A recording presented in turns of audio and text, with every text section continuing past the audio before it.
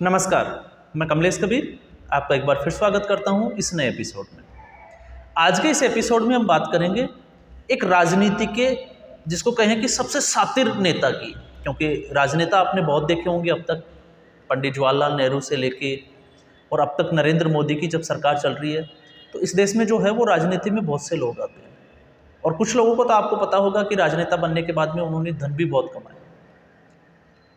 अब कुछ लोग जो है वो राजनीति बदलने की बात कर रहे थे, लेकिन जो राजनीति के हिसाब से परफेक्ट जो मैच होता है वो शायद अरविंद केजरीवाल के मुकाबले कोई राजनेता ऐसा नहीं होगा जो इस तरीके से इतना शातिर और इतना चालाक हो सकता है। ये दिन जो है दिन प्रतिदिन ये चीज़ें सामने आती चली जा रही है। अब ऐसा मैं इसलिए कह रहा हूँ क्योंकि अब 2013 से हम लगातार बात कर रहे हैं कि इस इंडिया अगेंस्ट करप्शन से एक पार्टी निकली। अन्ना हजारे का आंदोलन सबको पता है, सब लोग जुड़े हुए थे और उस आंदोलन से बहुत ज़्यादा दूर की बात हमें नहीं करनी चाहिए क्योंकि मैं खुद भी जुड़ा था। 3 दिन का मैंने भी अनशन जो है वो वहाँ पे रखा था, लेकिन खैर वो पुराने समय की बात थी और देश को एक सपना दिखाया गया था कि हम लोग जो है वो राजनीति बदलने आए और फिर एक पार्टी का जन्म होता है आम आदमी पार्टी। तरह के वादे किए जाते हैं, कस्में खाई जाती है, विपक्ष के ऊपर लगातार जो है वो निशाना साधा जाता है, उनको भ्रष्ट कहा जाता है, उनको चोर कहा जाता है। उनके सबूत लेके अरविंद केजरीवाल जो है वो स्टेज पे खड़े होते थे माइक लेके और आपको पता होगा वो पूरी सीट लेके आते थे और नैतिकता की बात भी करते थे। और नैतिकता में ये था कि अगर किसी के ऊपर आरोप या अंगुली भी उठे तो उसको नैतिकता के आधार पे जो है वो इस्तीफा दे देना चाहिए। लेकिन ज़्यादा समय बीता नहीं और आपको पता है कि ऐसे लोगों का जो चेहरा जो है उससे नकाब बहुत जल्द हट जाता है। और शुरुआत हुई 2020 से, 2020 तो मैं नहीं कहूँगा, उससे पहले 2015 से, जब उनके कानून मंत्री तोमर खुद जो है वो फर्जी डिग्री के मामले में जेल गए। फिर उसके बाद में उनके महिला एवं बाल कल्याण विकास मंत्री जो थे उनके ऊपर यौन शोषण के आरोप लगे और फिर उसके बाद में हवाला कांड में सत्येंद्र जैन, और सत्येंद्र जैन का उन्होंने जो है वो जेल में रहे और जेल से ही वो सरकार चलाते रहे, जेल मंत्री थे। और उसी में आपको पता होगा सुकेश जो एक ठग है, जैकलिन फर्नांडिस का जो बॉयफ्रेंड है, उनसे जो है वो जेल में भी एक गिरोह एक्टिवेट हुआ जो पैसे जो है वो इकट्ठा कर रहा था। तो हो सकता है सत्येंद्र जैन से जो है वो अरविंद केजरीवाल को फायदा हो और अरविंद केजरीवाल ने उनका इस्तीफा भी नहीं लिया और उनको कट्टर ईमानदार, एक भगत सिंह और एक शहीद जो उपाधि देते हैं अरविंद केजरीवाल, वो उनका एक बड़ा अपना उनका एक स्टाइल है। और फिर उसके बाद में मनीष सिसोदिया को ईडी के दफ्तर जाना, एक माहौल तैयार करना और फिर उनको भी बलि का बकरा बनाना। लेकिन आप एक चीज़ देखिए अपने कि जैसे ही मनीष सिसोदिया जेल गए उन्होंने तुरंत मनीष सिसोदिया का इस्तीफा करवा दिया और साथ में सत्येंद्र जैन का भी इस्तीफा करवा दिया। लेकिन उनको ये शायद इस चीज़ का आभास भी नहीं था क्योंकि एक अधिकारी इनकम टैक्स ऑफिसर रहते हुए उनको लग रहा था कि वो बड़े शातिर है, वो हर चाल को जो है वो समझते हैं, तो शायद वो ईडी की गिरफ्त में नहीं आएंगे। लेकिन समय का चक्कर ऐसा चला कि एक ऐसा वक्त आया कि अरविंद केजरीवाल को खुद को ईडी ने सम्मन जारी कर दिया और जैसे ही उनको सम्मन जारी किया उनको लगा कि अब जो है उनका बचना मुश्किल है, उन्होंने सम्मन स्किप करना स्टार्ट कर दिया। वो भूल गए कि उनकी नैतिकता जो है वो क्या थी और यहीं से जो है वो लोगों के मन में जो है वो शक और शंका भी पैदा हुई। आखिर में 9 सम्मन उनको दिए गए, लगातार एक के बाद एक जो है वो चाल उन्होंने खेलना शुरू की और फिर उसके बाद में अरविंद केजरीवाल की गिरफ्तारी हो जाती है। लेकिन अरविंद केजरीवाल की गिरफ्तारी होने के बाद में अब तक हमने देखा कि लगातार संजय सिंह, हालांकि अब उनको जमानत मिल गई है, लेकिन वो जमानत के लिए बार बार जो है वो कोर्ट में याचिकाएं लगाते रहे। संजय सिंह ने भी ऐसा किया और मनीष सिसोदिया में भी। लेकिन अभी तक जो है वो अरविंद केजरीवाल रेगुलर बेल के नहीं है। तो अब आप सोचोगे कि रेगुलर जमानत के लिए जमानत याचिका अरविंद केजरीवाल ने अब तक क्यों नहीं लगाई?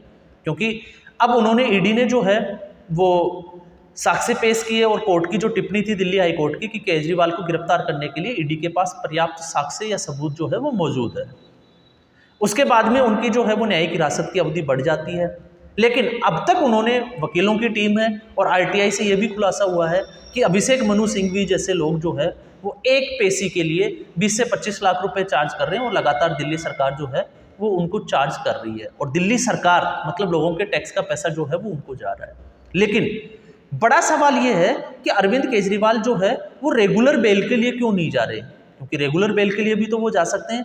हालांकि उन्होंने एक याचिका लगाई, पहले आपको पता होगा कि जो सम्मन है ईडी के वो ही गलत है, अवैध है। फिर उसके बाद में जब गिरफ्तारी हुई तो उन्होंने एक याचिका लगाई कि उनकी गिरफ्तारी ही अवैध है। अब उसके ऊपर भी कोर्ट की टिप्पणी आ गई। तो अब आप देखिए कि अरविंद केजरीवाल रेगुलर जमानत के लिए नहीं जाके अब वो जो है वो एक नया बहाना, और नया बहाना क्या है, एक लेवल 2 डायबिटीज का पेशेंट जो है वो जेल में आम और मिठाइयाँ, अगर वो चीज़ें खा रहा है तो आप अंदाज़ा लगा सकते हैं कि उसका मंसूबा क्या है। क्योंकि अरविंद केजरीवाल चाहते हैं कि उनकी तबीयत जो है वो हिरासत में खराब रहे और वो एक बड़ा आरोप लगा सके कि अब भारतीय जनता पार्टी जो है वो उनको जेल में हत्या करना चाहती है या उनको मारना चाहती है, इस तरह के आरोप लगाना। क्योंकि मुझे नहीं लगता कि लेवल 2 डायबिटीज जिसको होगी वो जानबूझ के जो है वो आम या मिठाई ऐसी कुछ चीज़ें जो है वो खाएगा। तो अरविंद केजरीवाल यहाँ पे नीयत उनकी साफ है कि वो चाहते हैं कि उनकी जो है वो तबीयत खराब हो, इसको मुद्दा बनाया जाए, और हो सकता है मेडिकल बेस के आधार पे, जिस तरह से आपने देखा कि सत्येंद्र जैन को जो है वो जमानत मिल गई थी और वो 6 से 9 महीने के आसपास जो है वो जेल से बाहर रहे, फिर उसके बाद में उनकी जो अंतरिम जमानत थी वो कैंसिल हुई और फिर उनको वापस जेल जाना पड़ा। तो उसी रास्ते पे जो है वो अरविंद केजरीवाल अब चल पड़े। अब ये देखना होगा कि उनकी ये चाल जो है वो कितनी कामयाब होगी, क्योंकि ईडी ने जो है वो रख दिया है कि अरविंद केजरीवाल जानबूझकर आम और मिठाइयाँ जेल में रहते हुए खा रहे हैं। उनकी लगातार जो है वो जांच की जा रही है, खाना खाने से पहले, खाना खाने के बाद में। लेकिन अरविंद केजरीवाल चाहते हैं कि वो सरकार भी वहीं से चलाएं, क्योंकि लोग उनसे मिलने आए, और वो चाहते हैं कि उनको जो है वो जेल के अंदर एक ऑफिस दिया जाए, वहाँ पे लोगों का जो है वो मंत्रियों का तांता लगा रहे और जेल से ही वो अपना ऑफिस बना के सरकार चलाएं। लेकिन ये भी जो है वो पॉसिबल होता हुआ दिखाई नहीं दे रहा। और फिर हम बात करते हैं सुनीता केजरीवाल। तो सुनीता केजरीवाल लगता है कि वो अरविंद केजरीवाल से भी 2 कदम आगे हैं। हालांकि सुनीता केजरीवाल को लोकसभा के लिए आम आदमी पार्टी की तरफ से स्टार कैंपेनर बनाया है, लेकिन आम आदमी पार्टी ने जेल में बंद 3 बड़े नेता, अरविंद केजरीवाल आप सभी को पता है, सत्येंद्र जैन और मनीष सिसोदिया की जमानत याचिका अभी जो है वो फिर खारिज हो गई। उनकी न्यायिक हिरासत अवधि जो है वो बढ़ा दी गई है। अरविंद केजरीवाल की भी बढ़ा दी गई है, सत्येंद्र जैन को भी जमानत नहीं मिल रही है। तो ऐसी स्थिति में क्या ये लोग जो है वो जेल से बाहर आकर प्रचार कर सकते हैं? तो इसका सीधा सा जो है, अगर हम इसका सवाल का जवाब ढूंढते हैं, तो अब आम आदमी पार्टी या अभिषेक मनु सिंह भी जो आम आदमी पार्टी की तरफ से जो केस लड़ रहे हैं दिल्ली सरकार की तरफ से, तो वो अगली सुनवाई में ये दलील जरूर रखेंगे कि ये तीनों लोग जो है वो आम आदमी पार्टी के स्टार कैंपेनर हैं, चुनाव सर पे हैं, तो इनको चुनाव प्रचार के लिए या फिर रैलियों में लोगों को संबोधित करने के लिए जो है वो जमानत देना चाहिए। मतलब ये एक जो है वो नया आधार बनाया जाएगा। तो अब ये दो रास्ते जो है वो चालाकी से ढूंढे जा रहे हैं, क्योंकि अरविंद केजरीवाल सीधे तौर से जो है वो ईडी के किसी सवाल का जवाब देने से जो है वो बच रहे हैं लगातार। लेकिन अब जो है वो लगातार हम वीडियो में बात भी करते हैं कि विजय नायर जैसे लोगों को अगर जो खुलासे हुए हैं कि कैलाश गहलोत के बंगले में वो रहते हैं, सरकारी बंगला जो अलॉट किया गया था, सीएम हाउस के बिल्कुल करीब है, अरविंद केजरीवाल उनको अपना राइट हैंड या अपना बच्चा ही मानते हैं और वो आगे की जो है वो डीलिंग वगैरह करते हैं, तो वो तमाम तरह की चीज़ों से एक चीज़ तो सामने आ चुकी है कि अरविंद केजरीवाल जो है वो इस केस में बहुत लंबा फंसने वाले हैं, बहुत जल्द बाहर आने वाले नहीं हैं।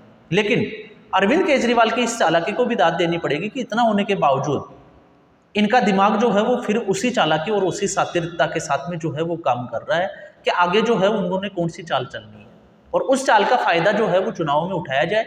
अगर ये बीमार होते हैं तो ये एक बड़ा आरोप होगा कि जेल में उनको जो है वो जहर देने की कोशिश की गई। ये इस तरह के आरोप जो है वो आम आदमी पार्टी की तरफ से लगाए जा सकते हैं।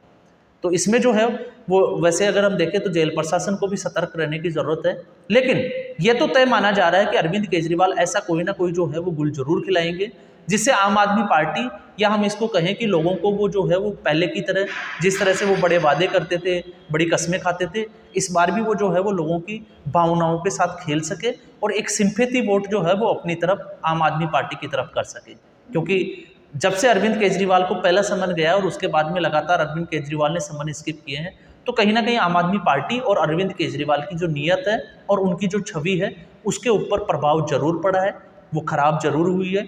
लोग जो है अब अरविंद केजरीवाल को शक की नज़रों से जो है वो जरूर देख रहे हैं। उनके बड़े नेता राघव चड्ढा जैसे नेता जो है वो अभी नदारद है, संजय सिंह जो है वो अकेले कमान संभाले हुए हैं। तो तमाम तरह की परेशानियों से जो है वो आम आदमी पार्टी जूझ रही है। लेकिन इससे कैसे बाहर निकलेंगे ये अरविंद केजरीवाल की अब इन चालों के ऊपर डिपेंड करेगा कि वो किस तरह की अब अगली जो है वो चाल ईडी कहें या सरकार के साथ खेलना चाहेंगे।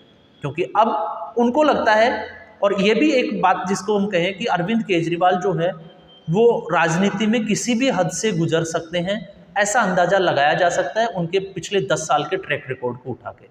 तो अगर वो ऐसा करते हैं, बीमार हो जाते हैं और अगर उनको कुछ हो जाता है तो ऐसी स्थिति में वो भी करने के लिए तैयार है, बस उनको जो है वो अपनी राजनीति को जिंदा रखना है।